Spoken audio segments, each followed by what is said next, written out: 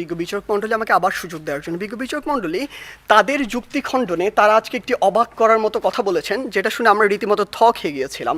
যে আমরা তিনজন বক্তা 6 থেকে 7টি ক্ষেত্র দেখিয়েছি, এই ক্ষেত্রগুলোর উপরে সামগ্রিকভাবে একটি দেশের উন্নতি নির্ভর করে।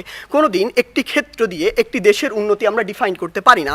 আমরা ক্ষেত্রগুলো দেখিয়েছি ব্যবসা, রাজনীতি, শিক্ষা, শিল্প, সব কিছুর আপনার একটি সামগ্রিক সমন্বয় প্রয়োজন।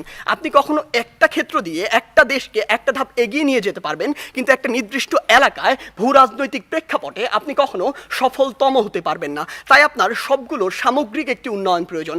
কেন আজকে আগামী 100 বছরে কিংবা 80 বছরে ভারত বাংলাদেশের থেকে এগিয়ে থাকে, এখানে গুরুত্বপূর্ণ একটি জায়গা রয়েছে ভারতের ভূ রাজনৈতিক যে অবস্থান সেটি, কিন্তু তারা আজকে একবার এটি গণ্য করছেন না। কারণ দেখুন, আজকে ভারতের একটি রাজ্যেরও আয়তন বাংলাদেশের আয়তনের চেয়ে বেশি। বাংলাদেশের 3 দিক দিয়ে ভারত রয়েছে। ভারত রীতিমতো একটি পরাশক্তি হয়ে উঠছে। আজকে ভারতের আইআইটির মতো প্রতিষ্ঠান, বিশ্বের 200টি বিশ্ববিদ্যালয়ের মধ্যে ভারতের এই আইআইটি প্রতিষ্ঠানই রয়েছে 3 থেকে 4টি, কিন্তু আমার এই বাংলাদেশের কোনো বিশ্ববিদ্যালয় 1000-এর মধ্যেও থাকতে পারে না।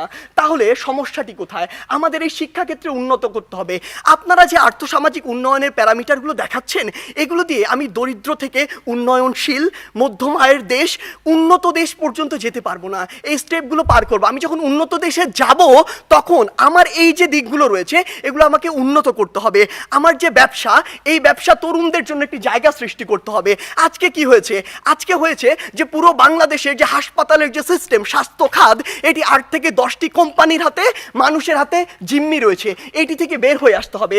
আজকে আমাদের ঢাকা শহর কেন্দ্রিক সবকিছু সেন্ট্রালাইজড হয়ে গিয়েছে। এখান থেকে ডিসেন্ট্রালাইজড করতে হবে। ঢাকা শহর পৃথিবীর বসবাসের অনুপযোগী শহরদের মধ্যে অন্যতম।